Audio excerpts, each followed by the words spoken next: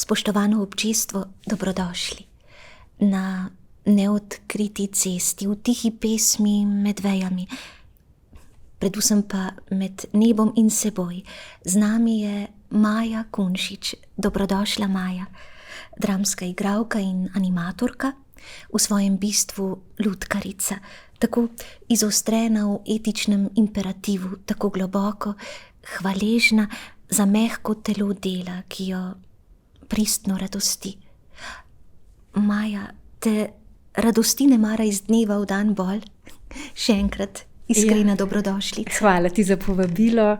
V bistvu vedno znova odkrivam to, kako me res veseli to delo in kako v vsakem projektu, v vsaki predstavi lahko najdem nekaj, s čimer se lahko povežem, in kako močen medij mi je to gledališko ustvarjanje, ki pač tokrat v lutkovnem prostoru uporablja samo drug jezik znotraj istega sveta. In ta jezik je meni še posebej blizu, ker se tudi zelo povezuje z likovnostjo, ker vedno sem bila precej človek podobe, seveda tudi človek besede, ampak v resnici me pa se mi zdi lahko bolj kot beseda premakne neka podoba. In tako so moji prvi spomini tudi na neke podobe iz slikanic, seveda, ki sem jih brala kot otrok oziroma gledala kot otrok. In se prav spomnim tega vtisa, kako padeš v sliko. In se mi zdi, da lutkovni medij je tukaj zelo odprt za te vizualije, ki se prepletajo seveda z vsemi drugimi elementi. In tako neskončno polje, se mi zdi, da se podaš na neko polje, neskončno, in tako, kot si rekla, so neke veje, je zrak, je veter, je tam daleč voda, je zemlja pod nami, vse se skupaj prepleta v en tak čudovit konec ali pa začetek, ki je predstava. Tako je. Fantastično. V svojem diplomskem delu si raziskovala pravljico in lutko v procesu terapije. Z varovanci doma Malči Beličeve ste domislili lutkovno predstavo Jazbe Čartobija in z njo pridno, nadvse uspešno gostovali vse naokoli. Z avtorsko uprizoritvijo Vsi drugačni, vsi čudni si nekaj pozneje izrisala tako ključen etični klica in s poudarki na pravih mestih povsem očarala. To življenje more biti težko, hudo bi rekli na mestih, a tvoj kaži pot, tako se zdi, je nedvoumen, za soncem. Vselej spet. Imam prav ali vendarle ni tako preprosto? Imaš prav, v bistvu, ni pa preprosto. Včasih je kar težko, ampak vedno, ko gledam na te svoje začetke, ker sem se veliko ukvarjala z otroki, ki nimajo take sreče, da bi vse potekalo normalno v nekem ljubečem okolju, ugotovim, da je res ta pot nekega tega iskanja svetlobe prava, pa ne glede na to, s katerimi elementi se lotiš. In jaz sem to našla, se mi zdi, preko umetnosti. Vedno sem si želela pomagati ljudem, pomagati otrokom, ranljivim skupinam, ampak se mi je zdelo, da če bom samo ustvarjala, da jih ne bom dosegla. Ampak več kot ustvarjam, bolj se mi zdi, da to ne drži, da se v bistvu ravno skozi umetnost lahko zelo, zelo dotakneš človeka in ga na ta način mogoče spremeniš, za trenutek mu ponudiš nek vpogled v nekaj ali pa se nekaj v njem spremeni, se ga nekaj dotakne. In pri delu z otroki je pa nasploh ena taka magija se ustvari, začnejo verjeti vase in tudi to, kako oni verjamejo v lutko, kako verjamejo v zgodbo, to je meni še zmeraj znova to njihovo čudenje, kako je vse zares, me navdušuje iz dneva v dan. Kako so sposobni videti in odmisliti, na primer, animatorja od zadaj, videti samo lutko, samo ta lik, verjeti, da je živ. In tako se mi zdi, da moramo čim dlje podaljševati te vtise, da jih lahko tako doživljamo tudi kot odrasli ljudje, neke stvari, da kot sem že prej rekla, da pademo v neke zgodbe.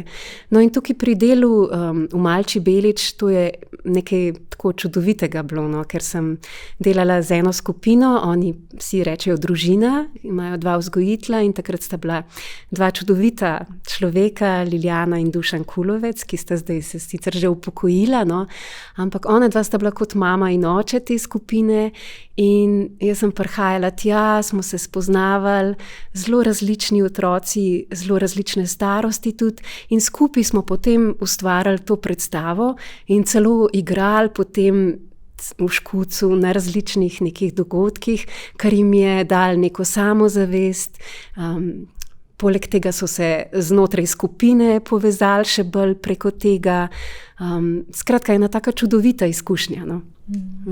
Si moram misliti.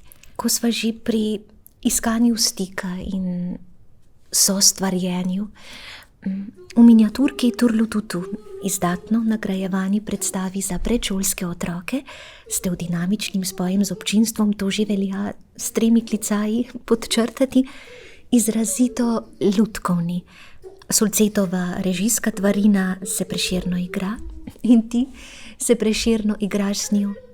Ob tem velja še to osvetliti, da si s Turlututujevskim kovčkom obšla domala v svet.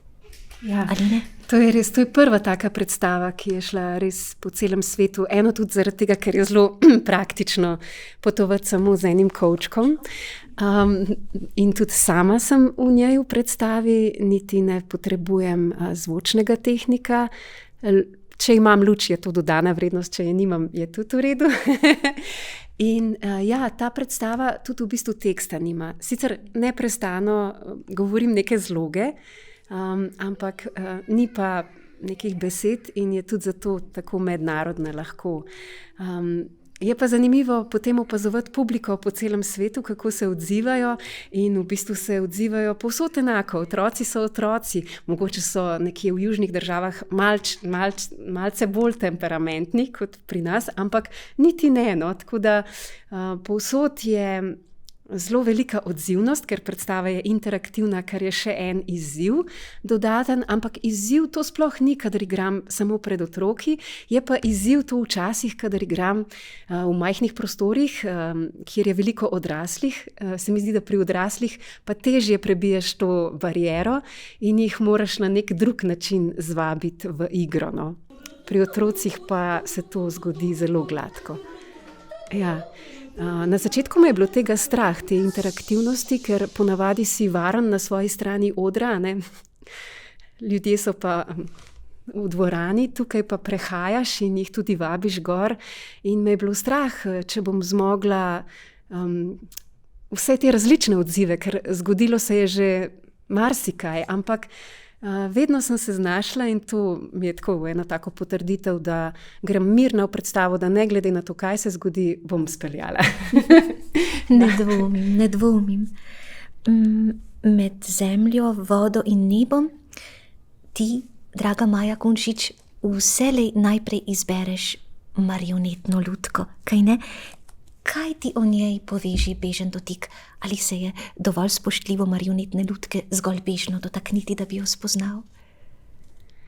Ja, marionete so res prav posebna zgodba, se mi zdi, v lutkovnem svetu. In vedno, ko imam priložnost delati z njimi, mi je v veliko čast in neko, tako kot si ti rekla, neko res spoštljivost čutim do tega materiala, ker se mi zdi, da je nek tak zelo starodaven način uprizarjanja skrit za tem. In jaz sem imela odličnega učitelja Petra Dolgana in seveda mnoge druge učitelje, potem kasneje tudi Braneta Vižentina, naprimer, ki sta mi zelo veliko znanja dala pri marioneti.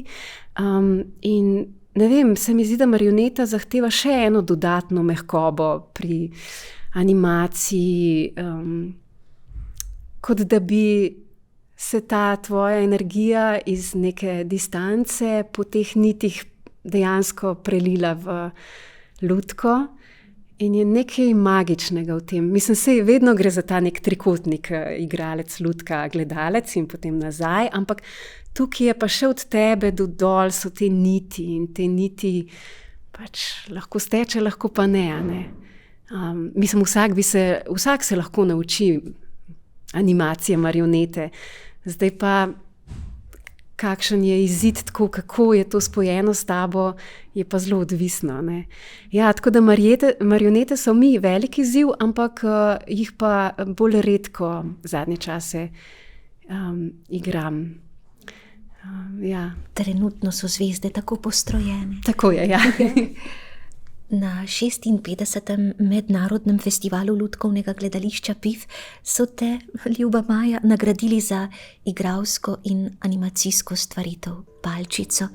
Klasično sodobna uprizoritev, ki tenko prisluhne preminam stvarnosti, si je tudi s tvojim režijskim podpisom. Zato čestitke. Z redko rahločutnostjo si izrezala tišino v glasu. V Palčici si dovolila naraven razvoj tja do polnega zvoka.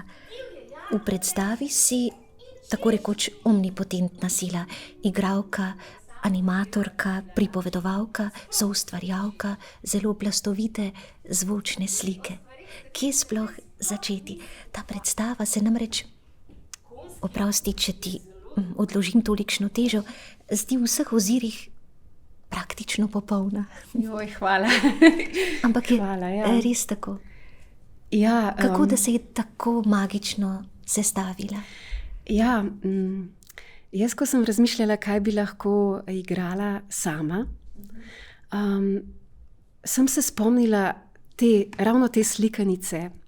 In v slikanici podobe, kako Palčica sedi oziroma kleči ob mrtvi oziroma otrpli lastovici in kako jo ogreva s svojim telesom. In ta podoba mi je že kot otroku ostala zelo prisotna. In nekako se mi zdi, da se mi zadnje čase vse nekaj s temi pticami povezuje, tematsko. In sem se odločila za uprizoritev tega teksta, ampak na način, da sem skupaj s Tajdo Lipicer, ki mi je pomagala pri tekstu in dramaturgiji, da sva Palčici dali malo bolj aktivno vlogo, da ona ni več samo žrtev, ki jo nese od nekoga do nekoga drugega, ampak se sama postavlja na svoje noge, sama na koncu sprejme neko odločitev, da postane samo svoja. Nič več Palčica, temveč si nadane lastno ime in nadane si ime Maja, kar je v resnici tudi ni moja domislica, ampak si je Andersen to v originalu je princ takrat podaril ime Palčici Maja na koncu, tako da se mi je zdelo, ko sem pa še to prebrala, da se pa sploh vse poklopi. Princa sva odmaknili za kasnejše čase, ker se nama je zdelo, da mogoče ni cilj v tem, da najdeš princa, da nisi zato srečen, ampak moraš biti najprej srečen sam s sabo, potem pa seveda lahko srečaš nekoga, ne. In na ta način sva ji dali bolj sodobno vlogo, Palčici. Ne vem, že tako se me je dotaknila kot ta mala deklica velikosti pavca in kako potem odrašča. In se mi je zdela, da bi jo znala prenesti v lutkovni medij. Seveda, potem se pa srečaš z dejstvom, da imaš samo 2 roki, ko si sam na odru in razmišljaš, kako bi to najlažje uprizoril.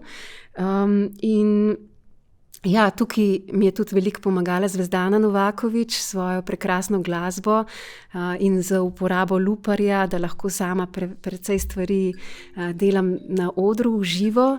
In jaz sem si zaželela, da bi izhajali iz zvoka kalimbe, ki se po angleško imenuje thumb drum, torej palični boben, ker se spet povezuje z njo. In tudi tak nežen zvok je. Želela sem si, da bi naredila predstavo s čim manj besedami, pa se to ni zgodilo. V bistvu sem se potem nekje na začetku že odločila, da se mi pa zdi pomembno, da otroci tudi danes lahko slišijo lepo govorjeno besedo na odru, da sicer je magija v tem, da nekaj poveš, neko zgodbo brez besed, sploh v našem mediju, ampak tako sem v tistem trenutku začutila, ne, jaz si bom dala besedo, dala bom to pripoved, da se sliši tudi ta platno besede. Tako da ja, in taka močna ženska ekipa, še Zala Kalan, likovno mi je pomagala. Izhajali smo iz tehnike kolažiranja, ker sama precej kolažiram doma in mi je ta tehnika zelo blizu. In pa Maša Avsec, ki je oblikovala luč, pa Maja Cerar za lekturo. No? Tako da je bil tak ženski tim. Ja, in Tina Kolenik seveda z izdelavo kostuma.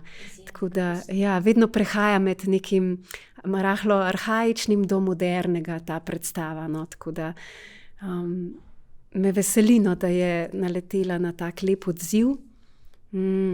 Igrala sem jo tudi v hrvaškem jeziku v Zagrebu in na Reki. In v Zagrebu sem celo dobila to nagrado, za kar sem zelo vesela. Ja. Ja, res hvala za to skladno lepotijo. Zdaj pa en velik korak drugam. Severni si Erdman. Erdman kot begunec, ki želi ubežati kaosu sveta. Nemogoča naloga. V seširju fašizmov, obnovljenih, reinterpretiranih.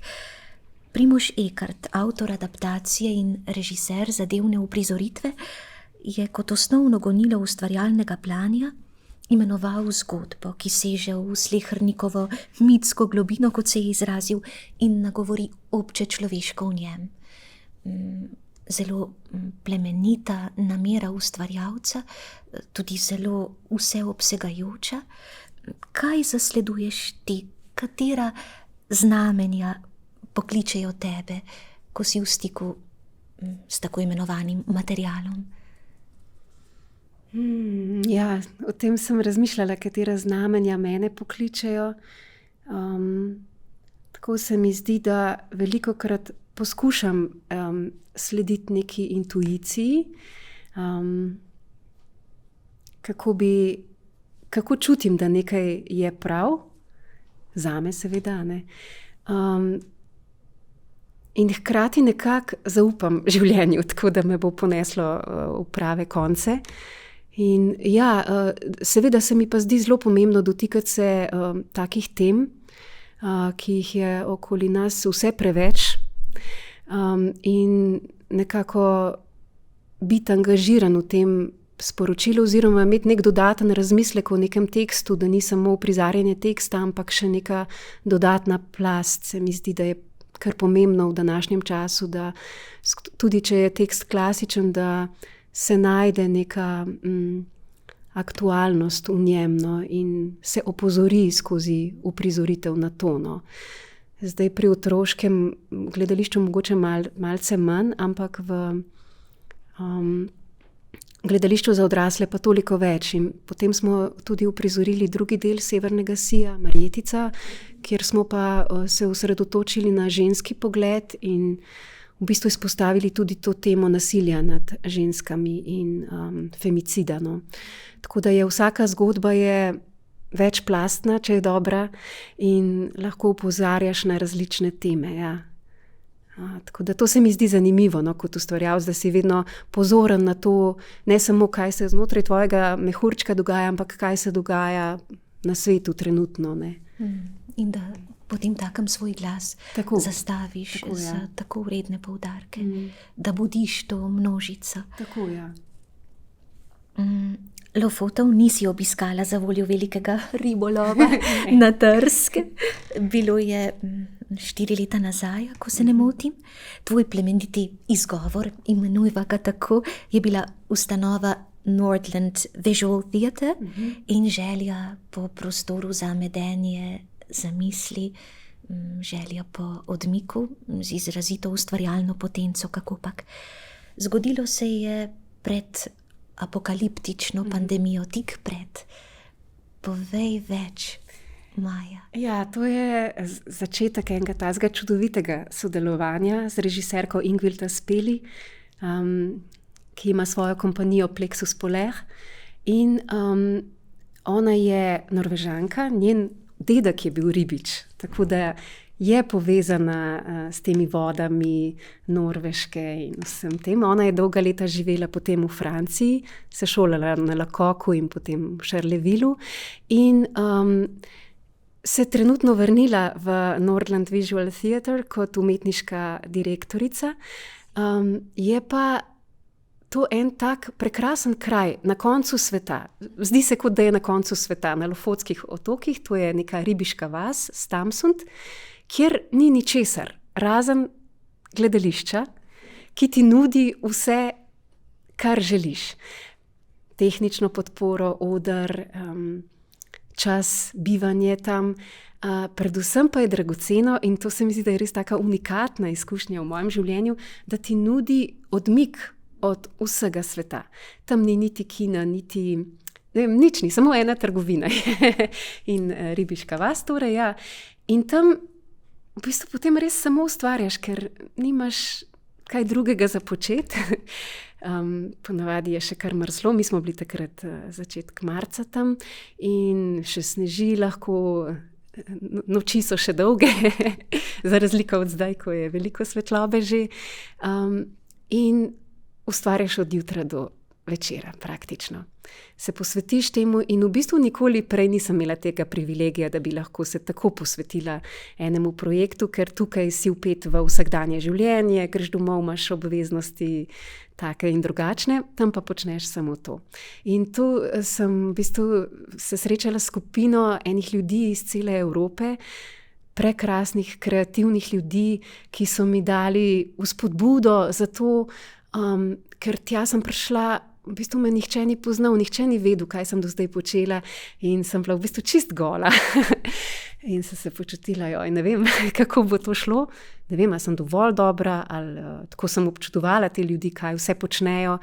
Ampak ja, potem se je pa izkazalo, da nekako se prepletamo in da smo zelo kompatibilni in smo tam ustvarjali to predstavo Moby Dick, ki zdaj že 4. leto potuje po vsem svetu in je ravno trenutno na Kitajskem, ko pa boste gledali, verjetno to bo pa že nekje drugje, no? Ampak ja, ta kit nas je dejansko ponesel po celem svetu. Ko pa smo ustvarili tam, pa je prišla novica o pandemiji in že tako se nam je zdelo, da smo na koncu sveta, z nekimi nevihtami, snežnimi, ko je zmanjkovalo elektrike, kar je tam običajno, ne po zimi, ampak ja, za nas je bilo to res apokaliptično. In počutili smo se dejansko kot tisti mornarji ujeti na ladji Pikot.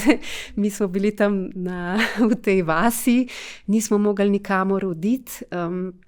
Potem sicer po nekih 5 tednih smo vseeno izkoristili to zadnjo šanso, preden je Norveška zaprla vsa letališča, da smo odšli domov in za nekaj časa prekinili proces. Potem pa se v nemogočih pogojih dobivali v različnih gledališčih po Franciji, kjer smo nadaljevali proces pod maskami, neštetokrat testirani, ampak vsi smo bili pa odločeni, da to se splača narediti in se mi zdi, da je res ena taka čudovita izkušnja gledališka, ta predstava nastala, no.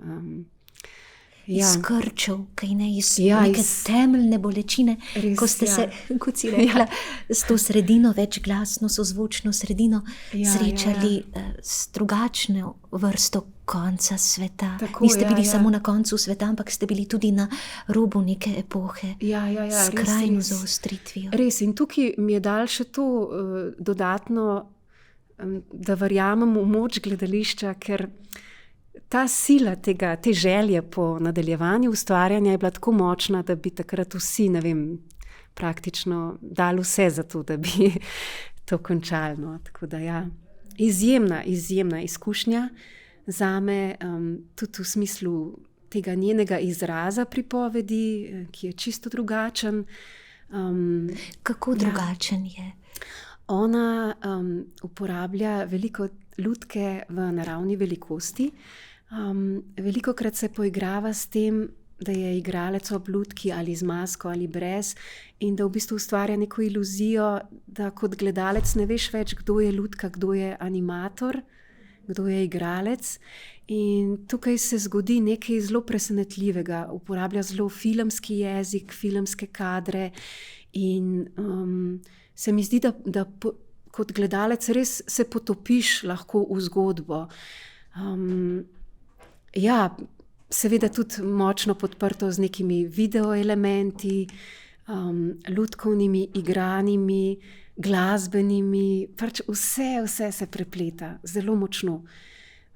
Ja, in tudi v tej drugi predstavi, mislim, jaz njo v bistvu sledim že od njenega začetka, no, se srečujeva po kakšnih evropskih festivalih in jo od nekdaj občudujem, no, njeno kreativno moč. Ja. Ja, kot praviš, izvrstna Ingvilda Speli se bo po 3 letih vrnila na oder Cankarjevega doma z vnovično koprodukcijo Lutkovnega gledališča Ljubljana in francoskega Plexus Solaire. V Linhartovo dvorano bo pod krovom festivala Lutke, to zapiševa, s fluorescentno barvo zanesla vihar notranjega sveta, hišo za lutke. V velikem Ibsenovem dejanju boš odigrala vlogo ključne, čudne stvarce, kot se v bližnji izreče soprog Torvald, Nore. Klasično delo vrhunskega leposlovja bo, kot napoveduje Aspelijeva, izhodišče za ozrtje teže preteklosti. Ampak to je seveda vse preveč preohlapno izhodišče za misel, ki jo imam namen okorno najbrž izreči.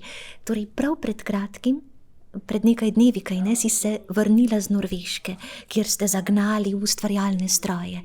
V avgustu, praviš, boste nadaljevali, takrat s polno pozornostjo. Kaj nas bo pričakalo na odru Linhartove dvorane? Ja, v bistvu je to zelo posebna uprizoritev tega klasičnega dela, ker je predstava skoraj solo predstava, kar si je težko zamisliti, ko bereš to delo, ampak Ingvild je seveda dala svoj pogled na uprizoritev. Ona je še posebej povezana seveda z Ibsenom, ker je pač norveški avtor in tudi ona je čutila veliko težo pri tem, kako se lotiti tega, zaradi pričakovanj in tega, ker vsi tam poznajo to. Ja, povabila me je k sodelovanju in sem bila zelo počaščena. Midve bova alternacija tej isti vlogi, s katero bova potem mi imeli po tej septembrski uprizoritvi v Ljubljani turnejo po celi Franciji in tudi drugod po Evropi, ker je preveč za eno osebo seveda, da bi to lahko izpeljala sama.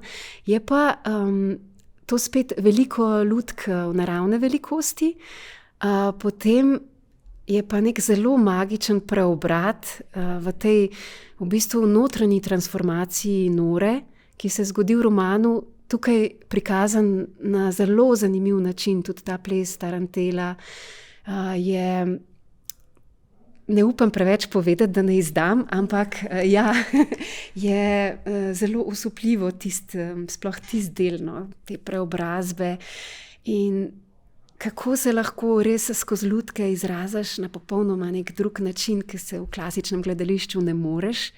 Me je vedno spet očaralo.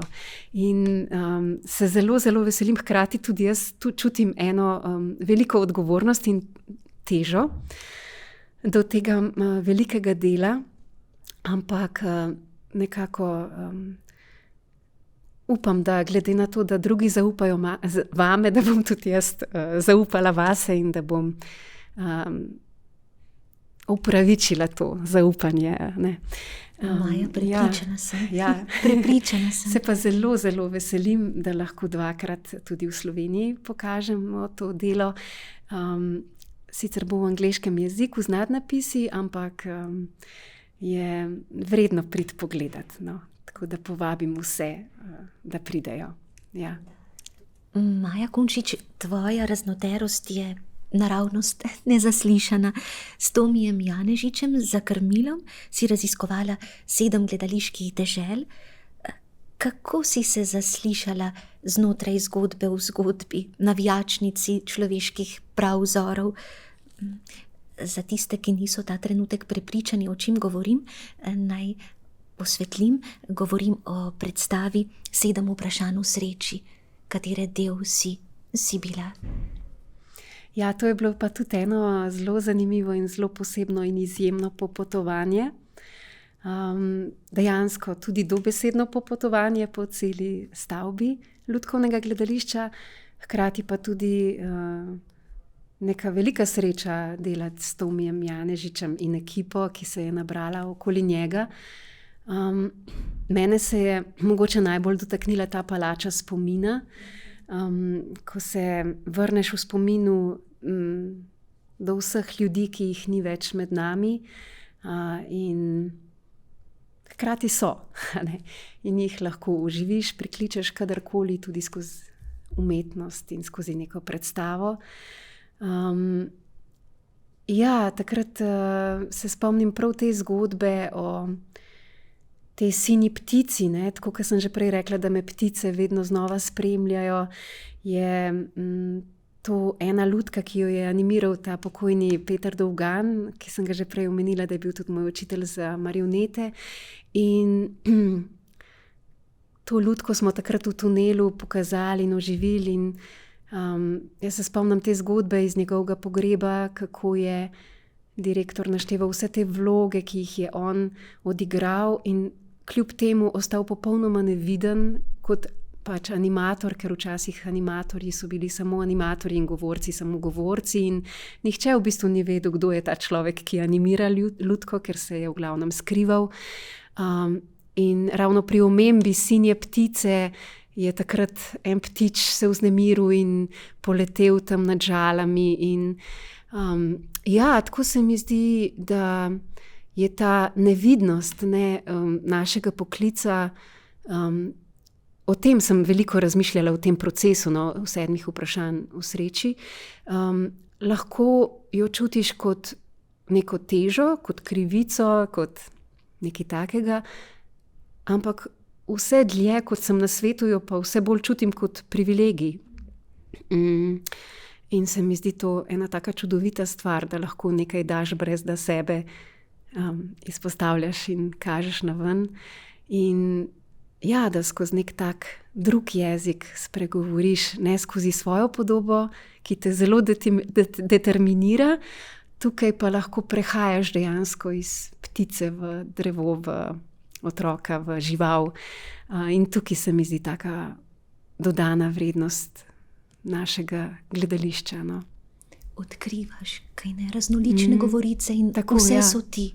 Tako, v resnici je vse vsem. Ja. Vse je, v bistvu vse je skoraj izhaja iz tebe, ja. Bober Bor v studiu Križ Kraž zveni s tvojim glasom. To sem pred nedavnim ugotovila, pa vedno mi je bil tako zelo ljub. Kako sladke so ure na brvi otroškega programa Televizije Slovenija? Ja, to je pa spet ena tako lepa zgodba. Oni so mene povabili takrat, ko se je prvi festival kulturno-umetnostne vzgoje Bobri odvil, da bi malo kot promocijo mi tega festivala dejansko udejanjili nek lik tega Bobra Bora. In Bober Bor je na začetku hodil po kulturnih dogodkih, bil je novinar in je pripravljal prispevke, in to je bila tudi tako lepa izkušnja, ko sem se jaz pač velika kot sem z Bobrom na roki pogovarjala z otroki, so otroci videli samo njega, nič mene odzadaj, in to je bilo tako genialno. Ja, in potem se je Bober Bor kot lik tako priljubil ljudem, da je postal redni član ekipe studia Križ Kraž, dobil njemu zelo ljubo rubriko, kjer bere pravljice. Juhej. Ja. In pa potem celo kar nekaj delov Čebelic tudi posnel z igralci, ki pridejo k njemu na obisk in mu berejo pravljice. In to je bil pa tudi en tak prekrasen projekt, ki se je trenutno sicer malo ustavil, ampak upamo, da mogoče se spet lahko zažene. Kot samostojna enota je bil. Studio Križ Kraž pa še vedno živi in se pripravlja na naslednjo sezono.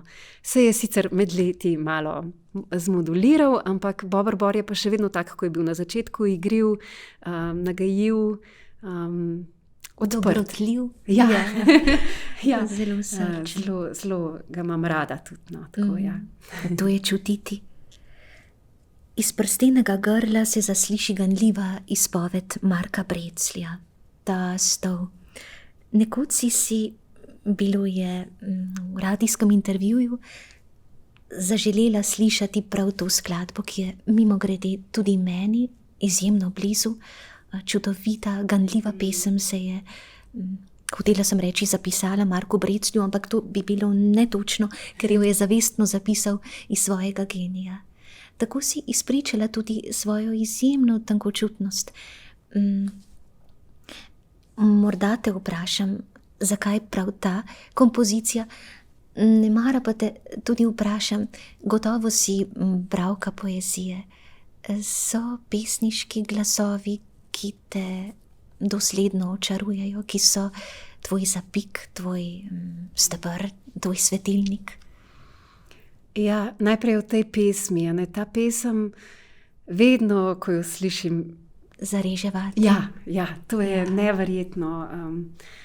Pesem o minevanju, poslavljanju, o ljubezni, o koncu neke, mogoče začetku druge. Mislim, tako se mi zdi ganljiva pesem. In tudi v bistvu tako bi jo mogoče kdaj celo uprizorila kot neko miniaturko. Čeprav vem, da je Marko Čeh že uprizarjal neke Brecljeve pesmi. Ampak ja, poezija pa tako je v nekih obdobjih mojega življenja zelo prisotna, potem se spet malo odmakne. Ampak ravno pred časom sem si rekla, da kako je pomembno brati tudi poezijo. Sploh mogoče pred spanjem, neke te utrinke.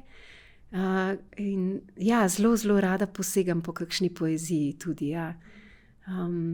Zelo različnih avtorjev, no. Tudi v drugih jezikih, ker se mi zdi, da tako dobiš še bolj pristno, čeprav pri nas imamo odlične prevode, večinoma, ampak tako prav brati v izvirniku, če lahko, je pa še boljš. Tako da ja, priporočam branje v bistvu nasploh. In otroške literature, tudi ko smo odrasli, literature nasploh in pa tudi poezije, seveda. Da. Vse, kar si naštela, zelo osredišča duhovno os. In je na toliko načinov blažilno, če tudi seveda nujno odpira rane. Ja, ne gre drugače. Seveda, ampak če ne bi bili ranljivi, bi težko karkoli bili iskreni v tem izrazu. Jaz velikokrat rečem, ko vsaj ne bi bila tako občutljiva, ker mi je včasih tako težko živeti v tem svetu, ampak mi rečejo, da je to moja vrednota, vrednost, da kot ustvarjalec moraš biti občutljiv, da lahko izraziš neke te stvari iskreno. No? Tako. Ja. In hvala ti za to tanko, fino opno. Hvala tebi, zelo lepo je bilo. Tudi s teboj. Hvala vam in dobrodošli spet in spet. Srečno.